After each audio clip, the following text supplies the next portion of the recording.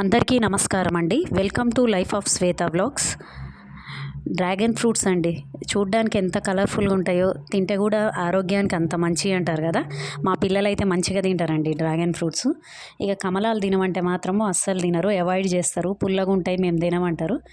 Juice చేసి అంటారు. నాకేమో ఇట్లా పండ్లలాగా తింటేనే మంచిది కదా ఆరోగ్యానికి అనిపిస్తుంది. ఇక నేనేం చేస్తానంటే వాళ్ళ స్నాక్ బాక్స్లో పెట్టేస్తా. అక్కడైతే తింటారు కదండి కంపల్సరీగా, అందుకని ఇచ్చేస్తా.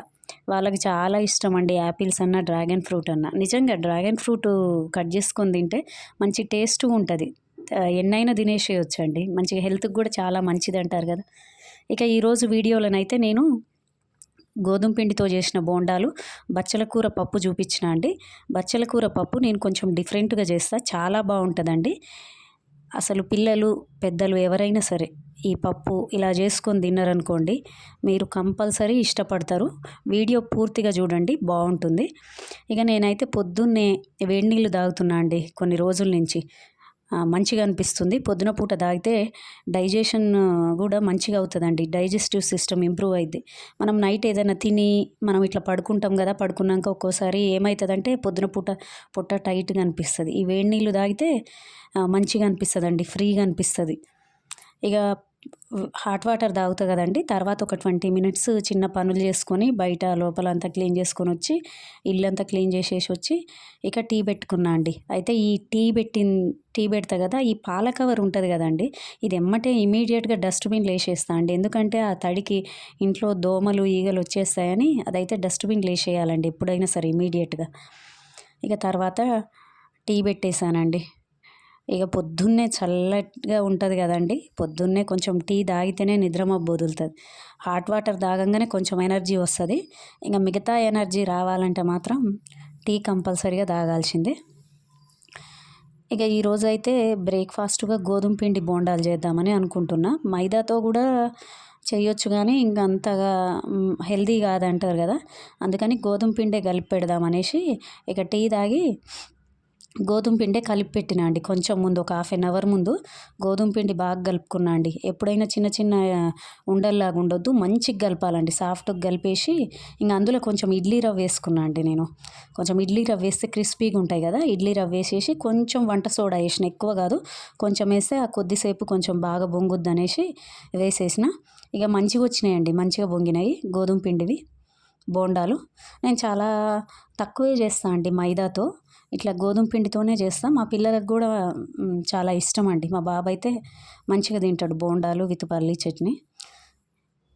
ఇంకా గోధుమ పిండి బోండాలు అయిపోయినాయి కదా, ఇక నేనేం చేసిన అంటే మొత్తం అంట్లన్నీ కడిగేసిన అండి నీట్గా. ఆ బ్రేక్ఫాస్ట్ చేసినవి అవి మా బాబు వాళ్ళకి బాక్సులు తీసుకెళ్ళాలి కదా, అవి నైట్ కడిగి పెడతా కానీ మళ్ళీ ఒకసారి నీట్గా కడిగిన. ఎప్పుడైనా అంట్లు పూర్తిగా ఆరినాకనే పెట్టాలండి సెల్ఫ్లలో, ఎందుకంటే ఆ తడికి ఫంగస్ చేరిపోద్ది మనకు తెలియకుండానే ఆ అంట్లలో, అవి స్మెల్ వస్తాయి. అదే అందుకే మంచిగా డ్రై అయినాకనే సర్దుకోవాలి. ఇక లంచ్ కోసం అయితే ప్రిపేర్ చేస్తున్నా, లంచ్ ఇచ్చి రావాలండి మా పిల్లలకి.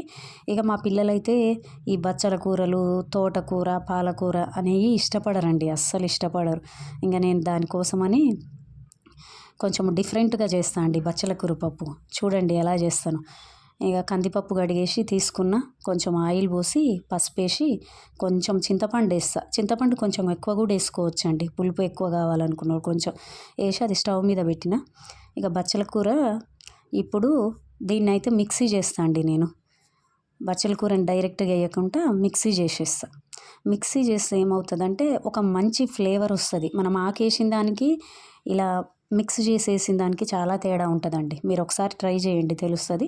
పిల్లలకు కూడా ఈజీగా పెట్టొచ్చండి మనం, తినము అని అనరు. అది అలా తెలియదు, ఇది బచ్చల కూర ఆకుకూర అనేది తెలియకుండా చేయొచ్చు. అలాగే టమాటా తీసుకున్న పోపేసినండి, ఆవాలు అన్నీ తీసేసుకొని అందులో జీలకర్ర టమాటాలు అన్నీ వేసి బాగా మగ్గించిన అండి. మనం పోపు వేసుకుంటాం కదా మామూలు, ఎల్లిపాయ అవన్నీ వేసేసి బాగా మగ్గించిన అండి. మంచిగా మగ్గిపోయింది కదా, తర్వాత మనం ఇందాక బచ్చల కూర మిక్సీ చేసినాం కదా, అది కూడా వేసుకొని బాగా కలుపుకోవాలండి. ఇది మాత్రం కొద్దిసేపు బాగా ఉడకాలండి. బచ్చల కూర లేకపోతే స్మెల్ వస్తుంది. అట్లా స్మెల్ వస్తే మనకు తినబుద్ధి కాదు. అందుకని మనం ఏం చేయాలంటే బాగా పోపులో ఉడికించుకోవాలి. బాగా కొద్ది టైం పడుతుంది. నూనె పైకి తేలినాక ఇక కారం వేసుకోవాలండి. మనం ఎంత తింటామో స్పైసీగా తినేవాళ్ళు కొంచెం ఎక్కువ అట్లా వేసేసి కారం వేసి బాగా మగ్గనిచ్చాలి. ఈ స్టేజ్లోనే మనం ఉప్పు కూడా వేసుకోవాలండి. ఉప్పు వేసుకుంటే మంచిగా పడుతుంది అనమాట. వేసుకొని కొద్దిసేపు ఆ కారం మంచిగా అందులో ఉడకాలండి. ఉడికినాక మనము రెడీ చేసుకున్న ఆ కందిపప్పు పోయాలి. పోసి కొద్దిగా ఒక 2-3 సార్లు బాగా కలపండి. ఒక 2-3 మినిట్స్ బాగా కలిపేసినాక పైకి తేలుతుందండి. ఆ పప్పు అనేది కొంచెం పైకి తేలుతుంది. చూసిరా ఎంత మంచిగా ఉందో. పిల్లలు కూడా కంపల్సరీ తింటారండి. ఇదేంటి ఆకుకూర అనేది ఉండదు. కలర్ తెలుస్తుంది కానీ ఆకులు అనేది కనపడకుండా బాగుంటుంది. చాలా టేస్ట్ ఉంటుందండి. మంచిగా ఉంటుంది. మనం పాలకూర తోటకూర తింటే ఎట్లుంటాయో పప్పులు, ఈ బచ్చల కూర పప్పు కూడా మంచిగా ఉంటుంది. హెల్త్కి కూడా బచ్చల కూర చాలా మంచిదండి. మీరు ఒకసారి ట్రై చేయండి. మీకు టేస్ట్ ఎలా అనిపించింది, డిఫరెంట్గా మంచిగా అనిపించింది అనేది నాకు కామెంట్ చేయండి ఒకసారి కామెంట్ సెక్షన్. ఇవి మా పిల్లల బాటిల్ అండి. ఇక బాటిల్ అయితే ఎప్పుడు స్మెల్ వస్తుంటాయి కదా. ఎందుకంటే వాళ్ళు లాంగ్ టైం 8 గంటలు అట్లా స్కూళ్ళల్లో ఉంటారు. వాటర్ తాగి వస్తారు. కొంచెము స్మెల్ వస్తుంటాయి. నీళ్ళు బాగా ఇట్లా ఉండిపోయి స్టోర్ అయిపోయి. అయితే నేను ఏం చేస్తానంటే మామూలుగా కడుగుతా. రోజు ఒక 2-3 డేస్కి ఒకసారి ఏం చేస్తా, ఒకటి నిమ్మకాయ తీసుకొని, పండిన నిమ్మకాయలు ఉంటాయి కదా, అది తీసుకొని అందులో అది పిండేసి కొంచెం ఉప్పు కూడా వేసుకుంటా అండి. ఉప్పు వేసి అందులో మొత్తము ఫుల్గా నీళ్లు పట్టేస్తా అండి. నీళ్లు పట్టేసి ఒక 15 నిమిషాలు ఉంచుతా అండి. ఎందుకంటే లోపల మొత్తము అదేదైనా స్మెల్ ఉన్నా, ఏదన్నా అంటే ఫంగస్ లాంటిది ఏదన్నా అనిపించిన పాకులా కింద పట్టిన మొత్తం ఊడొస్తుంది. తర్వాత ఇక నేను వాటిని బాగా ఊపుతా అండి. నేనైతే బ్రష్ యూజ్ చేయను. ఎందుకంటే మనం ఆ 15 నిమిషాలు దాన్ని మంచిగా సోక్ చేసిన అంటే నానబెట్టినాం కదా వాటర్లో, మంచిగా ఊడొస్తుంది. ఇక బ్రష్ యూజ్ చేయాల్సిన అవసరం లేదు. అలా చేసేసి ఊపి మళ్ళీ వేరే వాటర్ తోటి కడిగితే మంచిగా నీట్గా అయిపోతాయండి బాటిల్స్. అసలు బాటిల్స్ చాలా జాగ్రత్తగా ఉంచాలి కదండి బాటిల్స్. తర్వాత ఏ బాటిల్ అయినా సరే బయట నుంచి మీరు సబ్బుతో కడిగినా సరే లోపల మాత్రం ఇలా కడిగారనుకోండి, కెమికల్ వాడకుండా ఇలా కడిగారనుకోండి మంచిగా ఉంటాయి బాటిల్. మనము సబ్బుతోటి కడిగామనుకోండి లోపల అదేదో కొంచెం మిగిలిపోయింది, వాటర్తో కలిసిపోద్ది, మళ్ళీ ప్రాబ్లం అయ్యిద్ది అనేది మనకు భయం ఉంటుంది. అందులోటి అది అంత మంచిది కూడా కాదు కెమికల్ వాడడం. ఇలా కడిగితే మంచిగా ఉంటాయండి, స్మెల్ అయితే రావు. నేను ఎప్పుడు ఇది పద్ధతే ఫాలో అవుతా. ఎట్టి పరిస్థితులలో కెమికల్ అయితే వాడి లోపల సబ్బు పెట్టడం అట్లా చేయను. బయట నుంచి కొంచెం జిడ్డు అనిపిస్తే అయితే పెడతా. ఇంకా కొద్దిసేపు ఆరబెట్టాలండి ఎప్పుడైనా బాటిల్స్. ఎమ్మటే మూత పెట్టొద్దు. ఆ తడి ఉండొద్దు, డ్రైగా అవ్వాలి బాటిల్. అంటే మనం రేపు పొద్దున స్కూల్కి వెళ్ళాలనుకోండి, ఈ నైటే మనం ఆరబెట్టి పెట్టుకోవాలండి, మంచిగా ఉంటాయి. ఇక ఈ వీడియో అయిపోయిందండి. మీకు నచ్చితే ఛానల్ని సబ్స్క్రైబ్ చేసుకోండి. Thank you.